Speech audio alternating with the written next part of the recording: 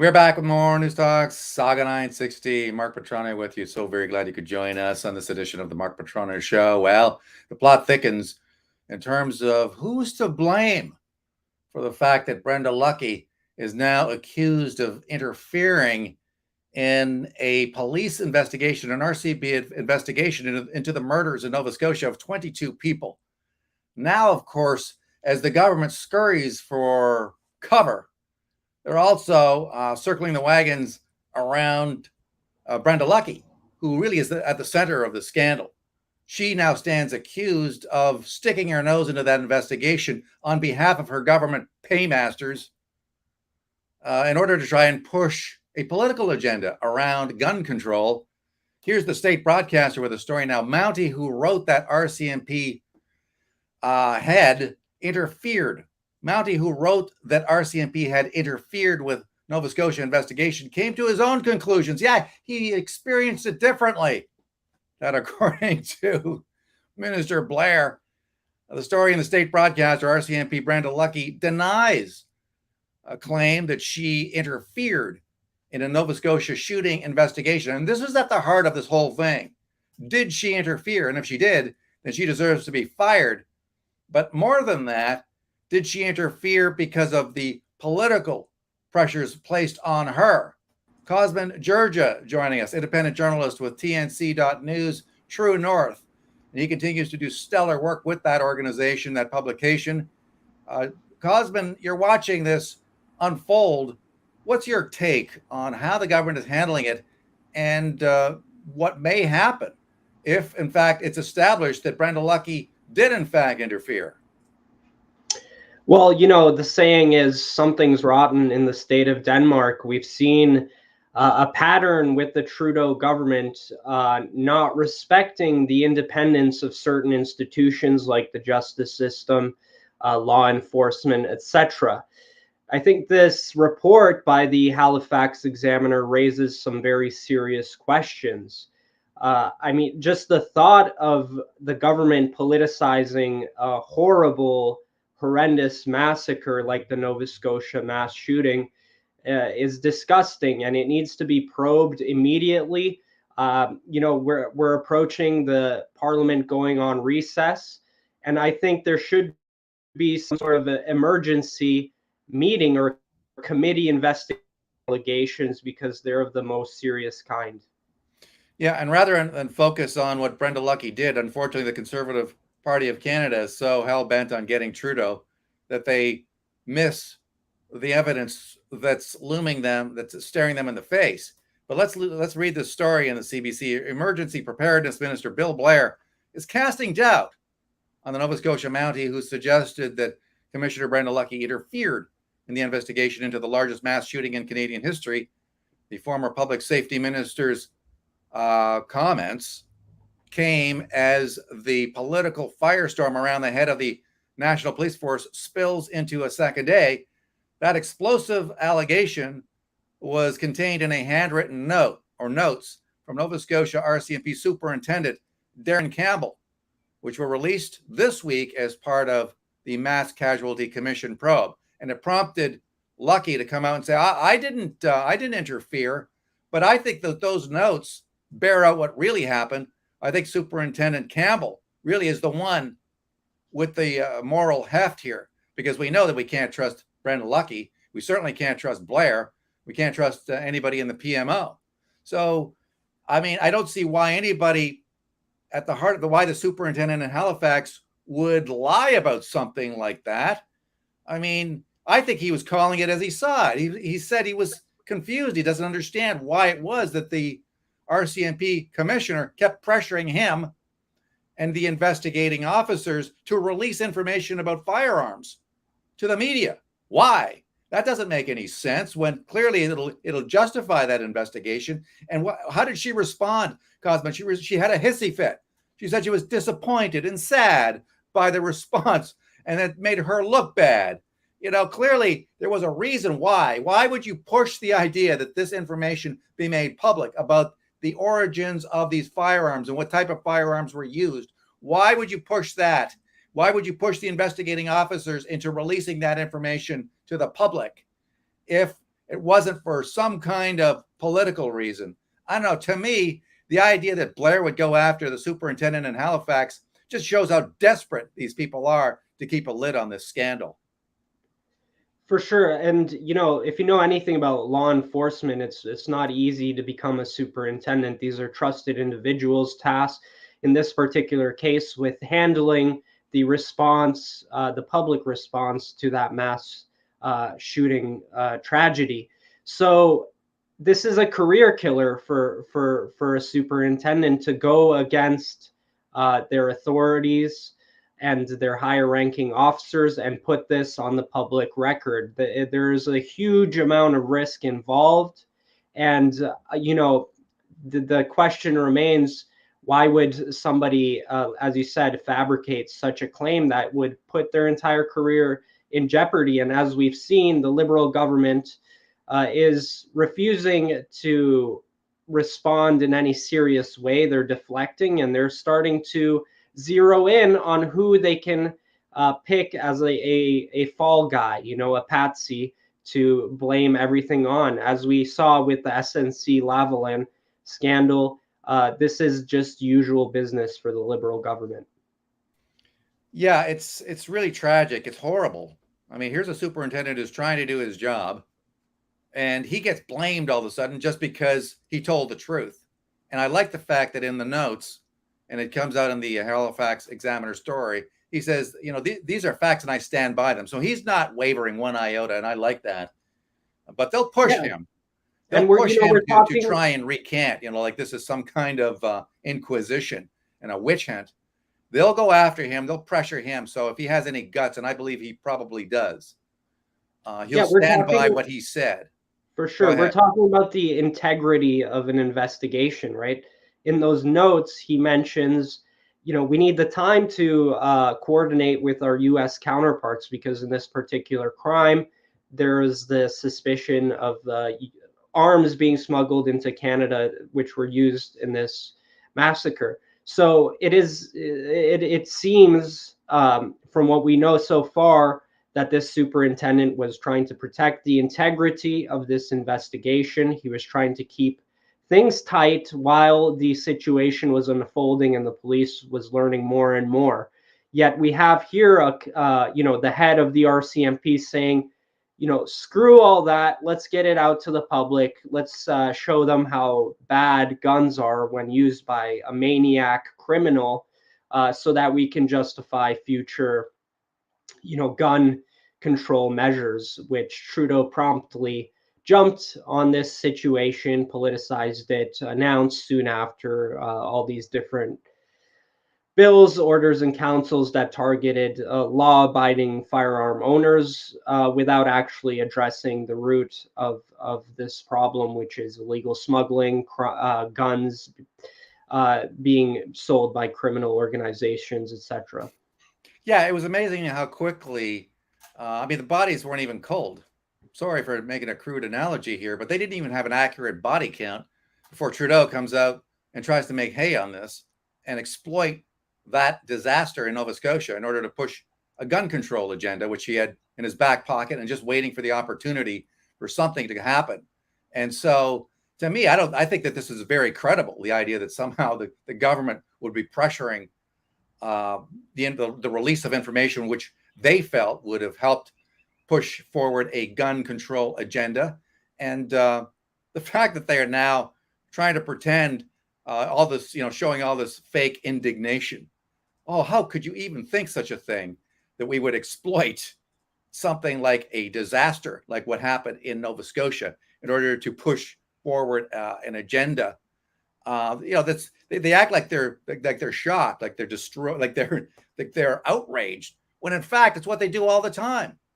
I mean, they make a habit of exploiting things that happen. I mean, anytime, even when it happened after what happened in Texas, what did they do? I mean, they immediately launched into a handgun action, a freeze on the sale of those things.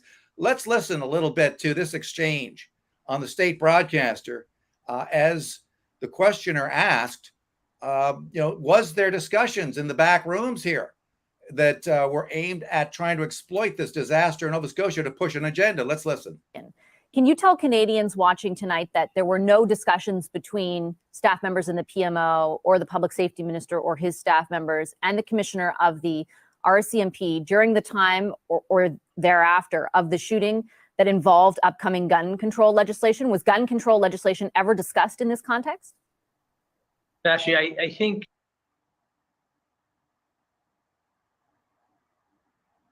staff members in the PMO or the public safety minister or his staff members and the commissioner of the RCMP during the time or thereafter of the shooting that involved upcoming gun control legislation? Was gun control legislation ever discussed in this context?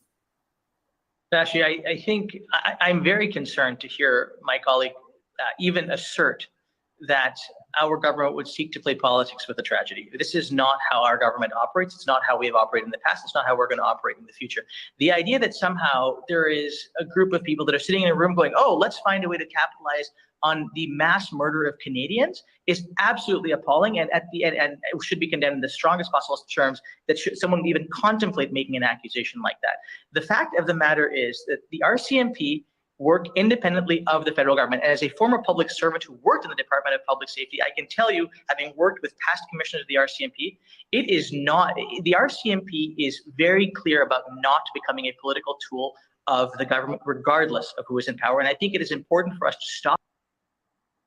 Excuse me, but they are a political tool.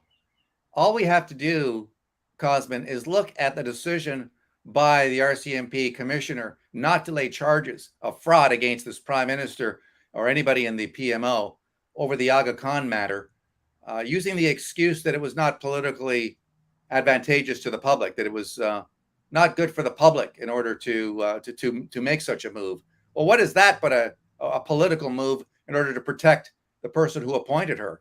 I mean, this is the most politicized RCMP we've ever seen in the history of the country, to the detriment of Canadians. What do you think about that, Cosmin? Well, I think Mr. Noor Mohammed's response is classic political deflection. I mean, he conceives of this straw man about a group of people plotting behind closed doors, which is completely ridiculous. Like that, that's not what we're talking about here. We're talking about a subtle direction of the RCMP by the Minister of Public Safety. It's completely ludicrous to attack the people making the accusations. How about you actually address the what's at hand here, which is a very serious, potentially illegal thing that happened to politicize the tragedy. Yeah, they certainly did politicize it, Cosmin, and just to hear this guy talk like display such a level of indignation as if they would never do such a thing. I mentioned this. Imagine what happened in Uvalde in Texas. I mean, they were Johnny on the spot with a handgun freeze right after that. I mean, the idea that they don't exploit incidents, that's all they do is exploit events, even when they're not in Canada. I mean, when was it that they pushed the abortion issue in Canada, even though it was completely irrelevant to what was going on in Canada, when it came out that the Supreme Court of the United States may be looking at overturning Roe v. Wade?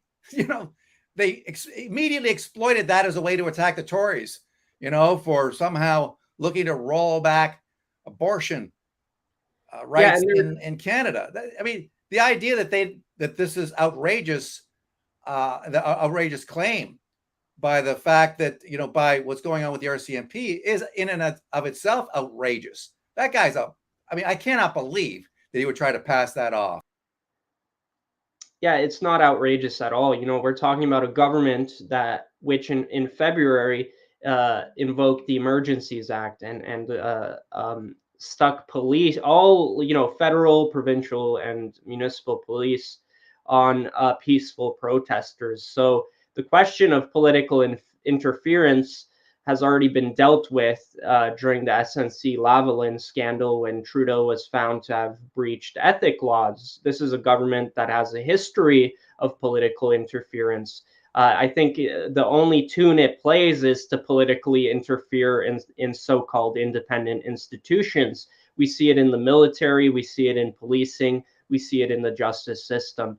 The government has no respect, and we hear, Prime Minister Justin Trudeau going on all these rants about how populist candidates like Pierre Poilievre are jeopardizing the independence of the Central Bank of Canada. Meanwhile, Trudeau, throughout his tenure, has done everything in his power to interfere in Canadian institutions to get his own way. Yeah, absolutely. Cosmin, Georgia, joining us on Saga 960. Let's listen to the interim leader of the Conservative Party of Canada. I personally think that they should be going after Brenda Lucki rather than focusing immediately on the political side of the equation. But here she says that this is disgusting to know that the Prime Minister and his office would use the death of Canadians for his own political gain. Let's listen. I want to tell everyone that Conservatives believe Superintendent Darren Campbell, when he says that Brenda Lucki, the commissioner, pressured the RCMP, and the reason she did it was because she had made a commitment, or she had been pressured by the Prime Minister's office and or the Public Safety Minister's office. We believe Superintendent Campbell. This is disgusting to know that the Prime Minister and his office would use the death of Canadians for his own political gain. But unfortunately, we have seen it before. We believe very strongly the Prime Minister, his office, and the Minister of Public Safety's office, and the Minister of Public Safety, the former minister, have to be held accountable. We will make sure that that happens. Now, right now, they are denying wrongdoing. This is a pattern. This is what this Prime Minister does. You will recall with SNC-Lavalin, the Globe broke the story, and the Prime Minister looked in the camera and said, "I did not pressure the Attorney General, Jody Wilson-Raybould." We know now that was not true.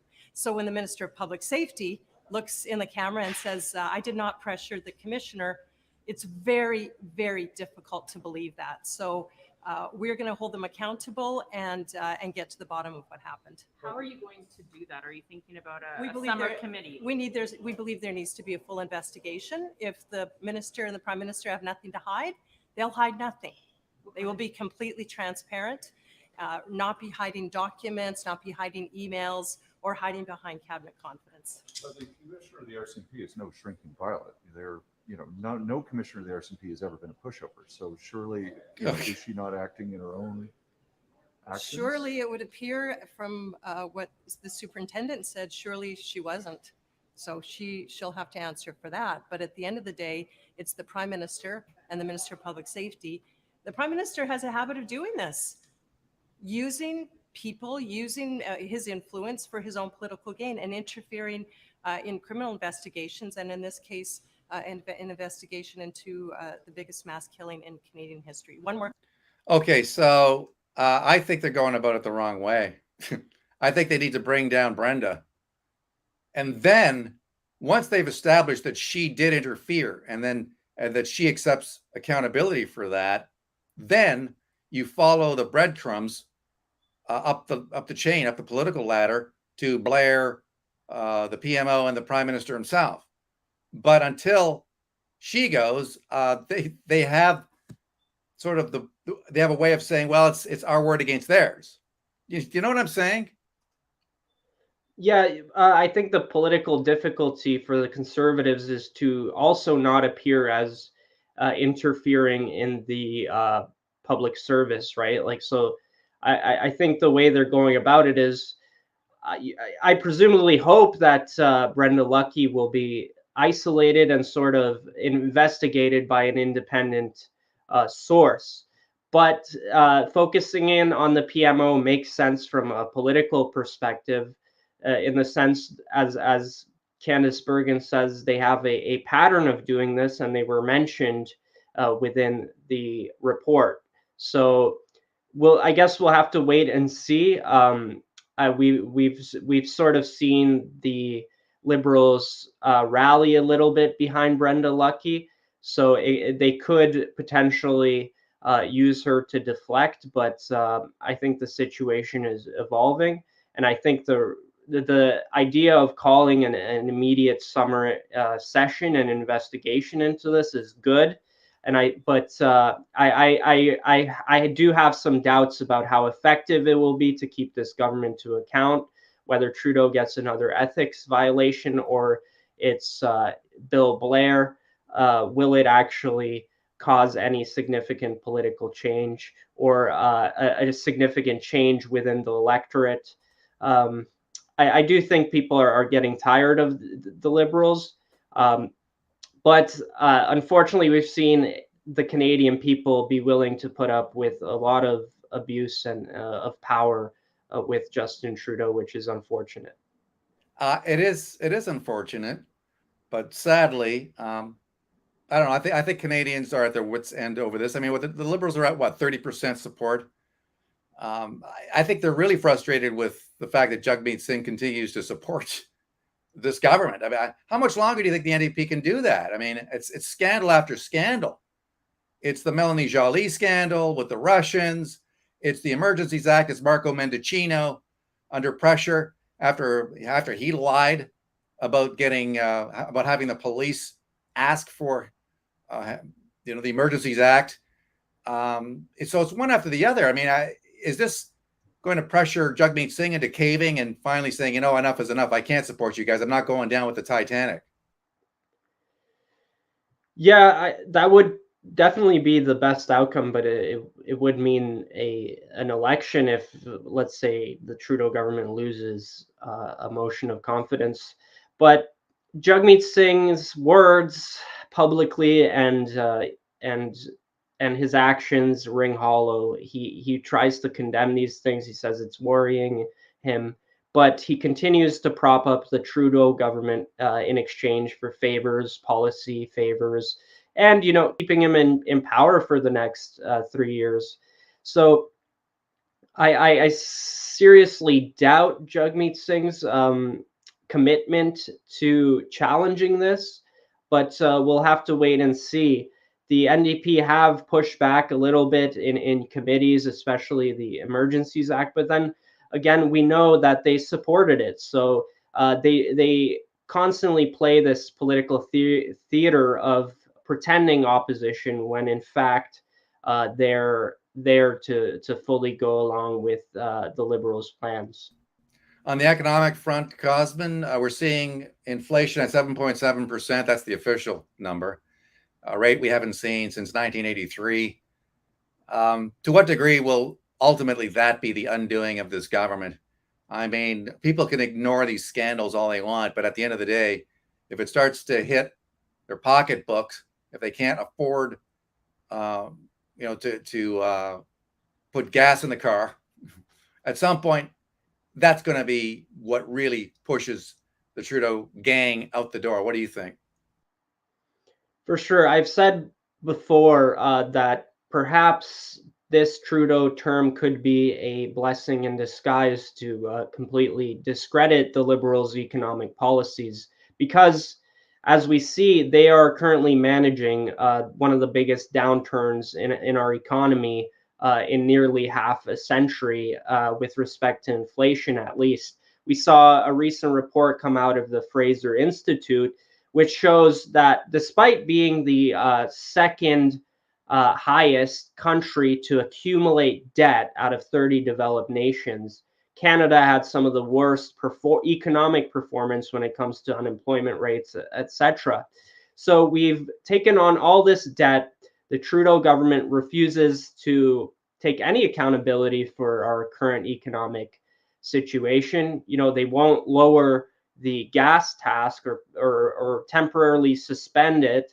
They continue to hike the carbon tax. We just saw this week, it was in the news today, U.S. President Joe Biden is going to the House of Representatives to ask them to temporarily suspend the gas tax. And in the U.S., they have way lower gas prices than we do. And the amount of tax that takes up the cost of gas at the pump is much less. So our government is just stubborn, obstinate. They're willing to clutch onto this ideologically driven framework to achieve their political goals.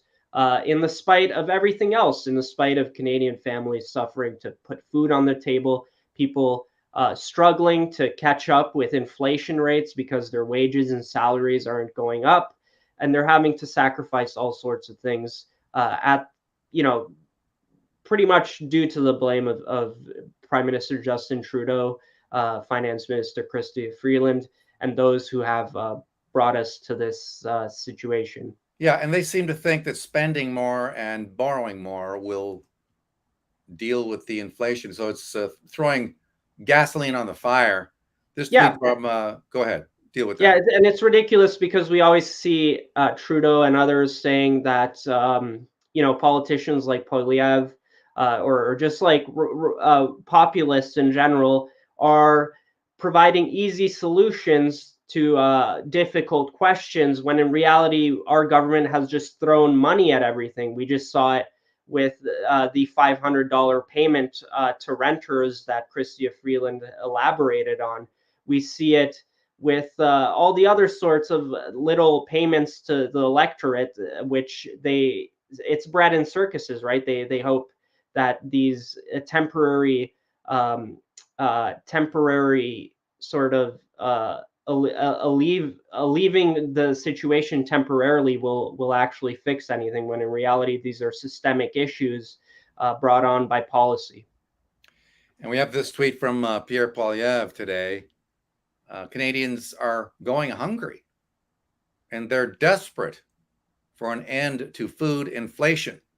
May's food inflation includes food purchased from stores, 9.7%, meat, 9%, butter, pasta, 17%, lettuce, 21%, tomatoes, almost 17%. So he clearly believes that this is something that may help drive his bid for the leadership of the Conservative Party of Canada. But I mean, it is what Canadians care about. They don't care about climate change. They don't care about race baiting. They care about what's hurting them personally at home. They care about feeding their families. Here's Poilievre saying the Canadians are going hungry. I don't know. That's a pretty powerful statement, suggesting that Canadians now have reached a point of having to choose between who eats in their family. And it also points to just how out of touch the Trudeau government is. I mean, doesn't it? I mean, at this point, if Trudeau's yakking about climate change and people are worried about food, it shows just how out of touch this idiot is. I don't know. What do you think? I think the longer Canada goes without economic recovery, the more precarious the Liberal government's position will be, having spent all this money to stimulate the economy. If that's unsuccessful, I do think we're going to reach a point where we will see them brought down by the electorate, whether there's an election when it's scheduled in 3 years or one before that. And it's when I'm just looking at the statistics, what people are, what the agriculture sector are saying in committee and what they're testifying, it looks pretty bleak. And these are downstream effects by consumers, a lot of which are related to the cost of fertilizer, the cost of transporting things due to the high gas prices. All food stuff gets transported using gasoline. Who would have known, right? So it's definitely becoming more bleak, and it's not only food. We saw a report out of one of the largest energy regulators in North America that said certain parts of the United States and Canada will have blackouts, like more than ordinary, because of the cost of electricity and just the lack of infrastructure in the last few years to maintain the electrical grid. So it's not only the cost of food, it's also other aspects of life, like the cost of gas, heating your home, and other bills you have to pay. We see prices go up all over the place just for services, not only goods. So I think Canadians will continue to deal with a difficult time, and eventually they will look for answers and for somebody to blame, because the constant response of this is a global issue, you know, high gas prices is a global issue, the airport stuff is a global issue, inflation is a global issue, the supply chain is a global issue, is not enough. It's a cop out.